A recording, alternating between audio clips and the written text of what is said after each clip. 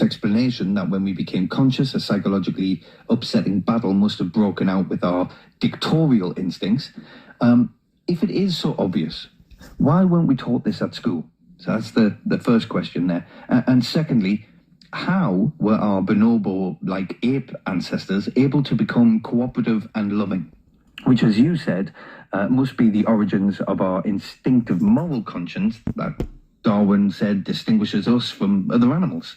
And my third question is, how does the psychological rehabilitation of the human race that Professor Prowson describes actually take place? I mean, do we all have to go into therapy or something? Okay, by the way, I want to mention also that since there's quite a few new and very interesting concepts to think about, Jeremy has said that he'll make both the video and the transcript of this interview available at the top of the website that promotes this understanding of the human condition, which is the World Transformation Movement's website at humancondition.com. Now, this will be there as a video and the transcript as a little book, so you can re-listen to or read the interview again there. Because, as I said, this is a big subject about the human condition, so there's quite a bit to take in and think about. Okay, right. And they're very good questions, Craig. Okay. So to begin with your first question, which is that if this instinct versus intellect explanation is so obvious, why haven't we been taught it at school? Now, the answer is that while it has been recognised, even from ancient times, that the emergence of our conscious mind somehow caused us to fall from grace, or however you want to describe the corruption of our original innocent, cooperative and loving state, it wasn't until science revealed the difference between the gene-based and nerve-based learning systems, which is that genes can orientate but nerves need to understand, that we finally were in a position to explain the good reason for our angry, egocentric and alienated human condition. I mean, the biblical story of Adam and Eve in the Garden of Eden that Moses wrote so long ago in about 1500 BC actually perfectly describes the psychologically upsetting battle that emerged between our instincts and conscious intellect. It says, what does it say? That Adam and Eve, in other words, we humans, took the fruit from the tree of knowledge and were disobedient. In other words, we developed a conscious mind and free will. But in that pre-scientific story, it says Adam and Eve then became evil, perpetrators of sin, because they became angry, egocentric and alienated. And as a result, Moses said they were banished from the Garden of Eden, a state of cooperative and loving innocence. You see, not knowing how naturally selected instincts differ from cause and effect operating consciousness, this story of Adam and Eve becoming conscious could only conclude that the angry, egocentric and alienated condition that emerged when we became conscious was a bad, evil, sinful state. But you see, this scientific presentation says, no, that story got it wrong. Adam and Eve are actually not just good, but the heroes of the whole story of life on earth. Because surely the conscious mind is nature's greatest invention, and to be given the task of searching for understanding while the whole world's condemning you was the hardest and toughest of tasks. Because that condemnation was universal. All the other innocent stalks are condemning the search for knowledge. And since all of nature, the rain, the clouds, the trees and other animals are all associated with our original instinctive self that was condemning us, the whole world in effect ganged up on Adam and Eve, us humans. And yet all the time we were good and not bad, but we couldn't explain why. But now at last, through the benefit of science, we can. Yeah, I hadn't realised that, but it is true. I mean, Adam and Eve taking the fruit from the tree of knowledge is a metaphor for being conscious, and then they were thrown out of the Garden of Eden of original innocence because it appeared that they were bad for doing so. But now, thankfully, we can explain that we humans, we weren't bad at all. In fact, we are the heroes of the story of life on Earth. That's right. We can now explain and understand that we conscious humans are immense heroes and not villains after all. I mean, how relieving is that? Yeah. And with regard to recognition of the upsetting conflict between our moral instinct and conscious intellect, the biblical story of Adam and Eve is far from the only recognition of it from ancient times. I mean, indeed, as the researcher Richard Heinberg summarised in his 1990 book, Memories and Visions of Paradise, every religion begins with the recognition that human consciousness has been separated from the divine source, that a former sense of oneness has been lost. Everywhere in religion and myth there is an acknowledgement that we have departed from an original innocence and can return to it only through the resolution of some profound inner discord. The cause of the fall is described variously as disobedience, as eating of the forbidden fruit from the tree of knowledge, and as spiritual amnesia, which is forgetting or blocking out, or denial, alienation, which is our psychosis. So all our religions and most of our mythologies have recognised the basic conflict within us, that the emergence of consciousness caused our fall from innocence. Yeah. Way back in about 800 BC, the Greek poet Hesiod wrote of our species' pre-conscious time of living cooperatively and lovingly in his epic poem Works and Days. He wrote, "When gods alike and mortals rose to birth, a golden race, the immortals formed on earth. Like gods they lived with calm, untroubled mind. Free from the toils and anguish of our kind, no decrepit age misshaped their frame. Strangers to ill, their lives in feast flowed by. Dying they sank in sleep, nor seemed to die. Theirs was each good, the life-sustaining soil, yielded its copious fruits, unbribed by toil. They with abundant goods midst quiet lands, all willing shared the gathering of their hands." So yeah, they didn't have a troubled conscious mind and they lived a sharing gentle life. Yeah, I've heard of the idea of a golden race, but I didn't actually know where it came from. So what you're saying then, Jeremy, is our distant ancestors had a calm and untroubled mind, no human condition yet. Yes, that's right.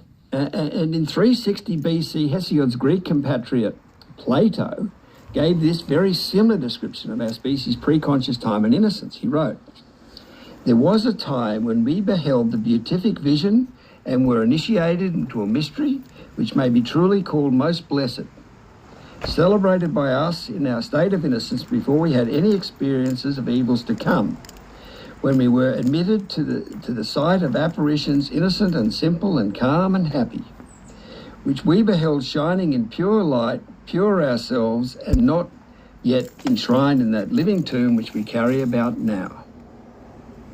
And Plato also gave this other description of this innocent golden age in our species' pre-conscious past, writing of a time when we lived a blessed and spontaneous life, when neither was there any violence or war or quarrel among them.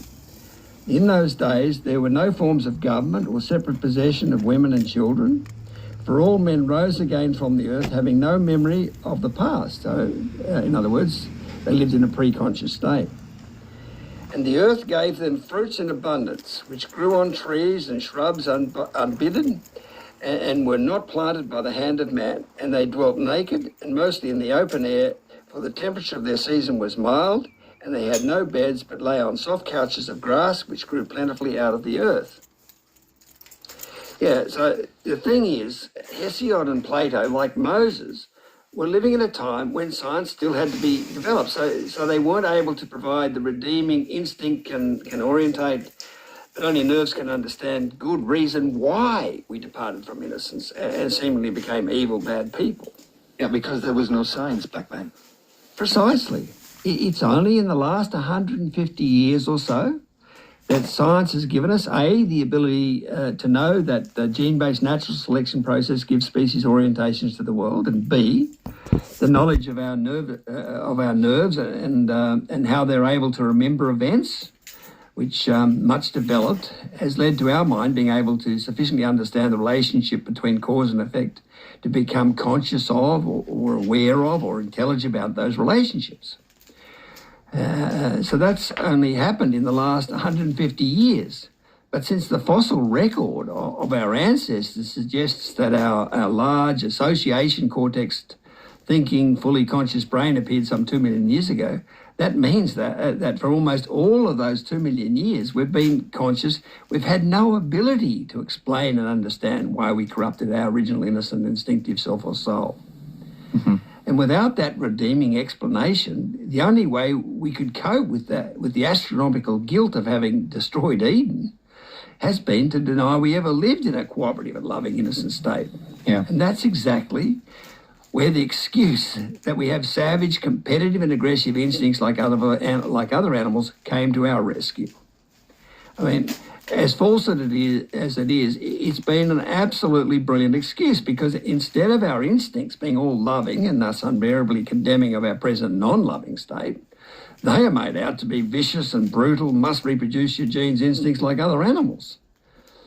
And instead of our conscious mind being the instinct-defying cause of our corruption, it was made out to be the blameless mediating hero that had to step in and control those supposed vicious instincts within us. And any of those who dared to admit the truth of our cooperative and loving past, like Hesiod and Plato, were just dismissed as deluded romantics. And the whole idea of an innocent Edenic past was said to be nothing more than a nostalgia for the security and warmth and comfort of infancy. That it was never at a historical state, as the Jungian psychologist Eric Newman said in his book, The Origin and History of Consciousness. Yeah, and we couldn't face the truth that we had turned utopia into dystopia, into a dreadful place of conflict and suffering, yes? That's right, Craig. Now, I should point out that while most contemporary thinkers have clung to the savage instincts excuse for our divisive behaviour, there have been some who, like the ancient thinkers, truthfully recognised the basic instinct versus intellect elements involved in producing the human condition. Eugene Murray, Paul MacLean, Arthur Koestler are a few who come to mind. But while all contemporary thinkers have had the benefit of science, having revealed the difference between the gene-based and nerve-based learning systems, and have therefore had the means to truthfully explain the human condition, those who did recognise the basic instinct versus intellect elements didn't take their thinking far enough to actually explain the human condition. And those who have been attached to the false savage instincts excuse, which is the great majority of scientists, obviously haven't been thinking truthfully, so they couldn't explain the human condition. Which is all why it's taken the truthful thinking of the preeminent South African philosopher Sir Lawrence van der Post and following him myself to finally present the complete, true explanation of the human condition. Okay, and Jeremy, I assume that people can read about the contemporary thinkers who recognised this instinct versus intellect elements involved in the human condition, and those who clung to the savage instincts excuse. People could read about this on the World Transformation Movement's website, which is at humancondition.com, yes? Yes, they can, Craig. In particular, in the fourth video at the top of the homepage. Also, how Sir Lawrence van der Post and I managed to address and solve the human condition is described in my 2020 book, How Lawrence van der Post Saved the World, which is also freely available on that website. Basically, what's explained in that book is that since everyone is naturally, variously, psychologically upset from their different encounters with humanity's battle to find knowledge, there was always going to be a few who were fortunate enough in their infancy and childhood to escape encountering the angry, egocentric and alienated effects of that upsetting battle. And it's these few who could look into the human condition without being overly confronted by it. And Sir Lawrence and I were two of these extremely fortunate, denial-free thinking people, which is how we're able to find understanding of the human condition. I should also say that while there's growing support for this now absolutely desperately needed understanding of the human condition, mainstream science is yet to recognise and support it. But that's what happens with paradigm-shifting breakthroughs in science. I mean, when the physicist Max Planck said science progresses funeral by funeral, he was recognising how attached each generation of scientists become to the way of thinking they grew up with, and therefore how slow science as a whole is to move to a new paradigm of understanding. And the playwright George Bernard Shaw also warned of how difficult it is to introduce a new paradigm of thinking, especially one that dares to confront the historically unbearably confronting and off-limits subject of the human condition. When he